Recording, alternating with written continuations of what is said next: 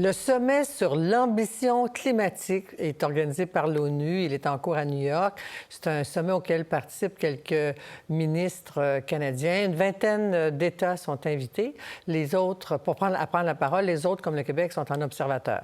Justin Trudeau va livrer un discours demain sur les objectifs de développement durable. Mais au même moment, en Alberta, il y a le Congrès mondial du pétrole. Le Canada est-il cohérent dans sa lutte contre les changements climatiques? J'en ai parlé tout à l'heure avec le ministre de l'Environnement, Steven Guilbeault. On l'écoute. Bonsoir, Steven Guilbeault, et bienvenue à 2460. Merci beaucoup, Anne-Marie. Bonsoir. Un sommet sur l'ambition climatique à New York, à l'ONU.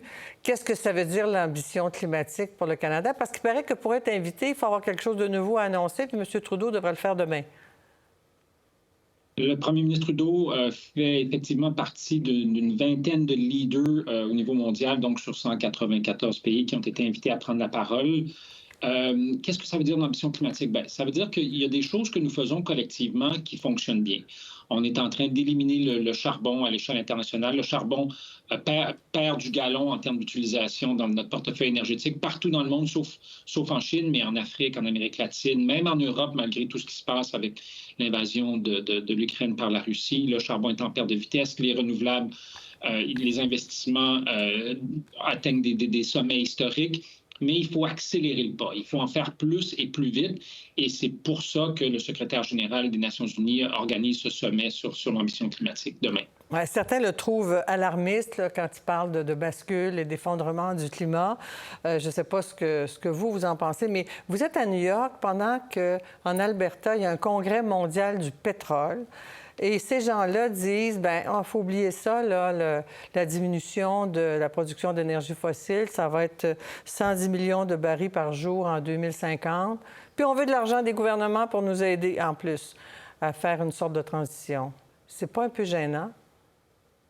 Bien, d'abord, mon collègue, le ministre Wilkinson, est à ce congrès-là et il est allé leur rappeler que nous devons réduire notre dépendance aux combustibles fossiles et que les compagnies doivent en faire plus pour réduire leurs émissions de gaz à effet de serre, les compagnies pétrolières, les compagnies gazières. Or, comme quoi on peut avoir un congrès mondial sur le pétrole au Canada et passer des messages à ces entreprises-là. Nous avons été très clairs au Canada quant à nos objectifs de réduction d'émissions de gaz à effet de serre et le secteur du pétrole et du gaz va devoir faire sa contribution. On a déjà mis en place un certain nombre de mesures, une norme sur les carburants propres, par exemple, pour forcer les raffineries de pétrole, de diesel à réduire leur empreinte carbone. Déjà, le plafond sur les émissions de gaz à effet de serre, du secteur du pétrole et du gaz, le projet de règlement s'en vient. On a déjà un règlement en vigueur pour réduire les émissions de méthane, un gaz à effet de serre très puissant, d'au moins 40 d'ici 2025. Et nous annoncerons sous peu la réglementation pour nous rendre à au moins 75 de réduction d'émissions de méthane dans le secteur du pétrole et du gaz d'ici 2030.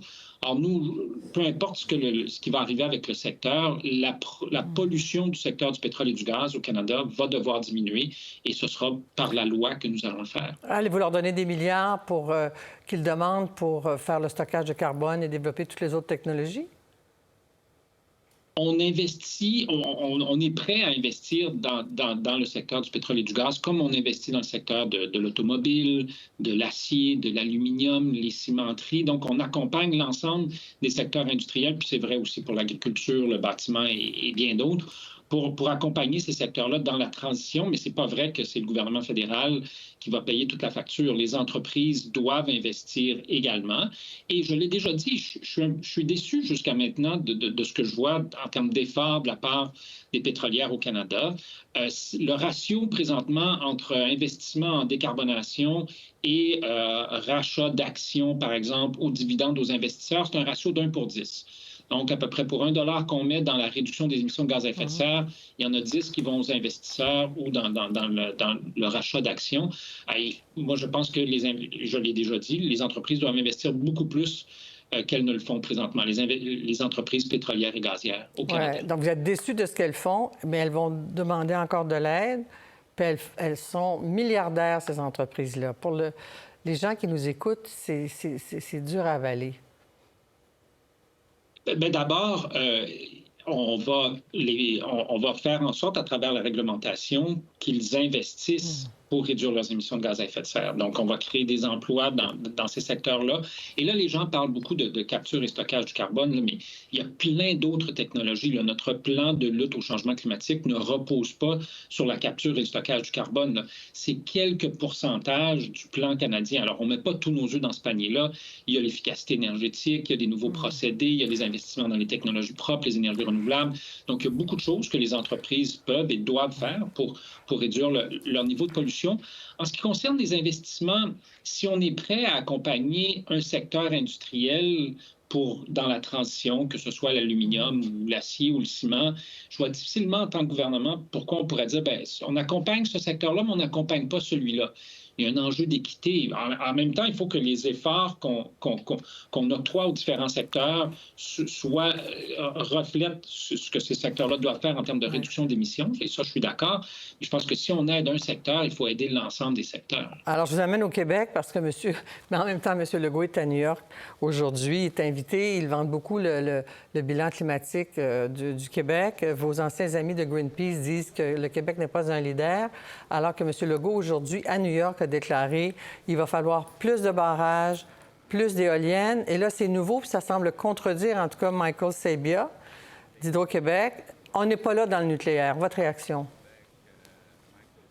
Bien, je pense que nous avons besoin d'investir massivement dans les formes de production d'énergie qui n'émettent pas de gaz à effet de serre. C'est pourquoi le dernier budget fédéral de ma collègue, la ministre des Finances, Chrystia Freeland, propose 120 milliards de dollars d'investissement dans les énergies renouvelables, dans les carburants alternatifs, dans les technologies propres, ce qui porte nos investissements dans la décarbonation au Canada à 200 milliards de dollars.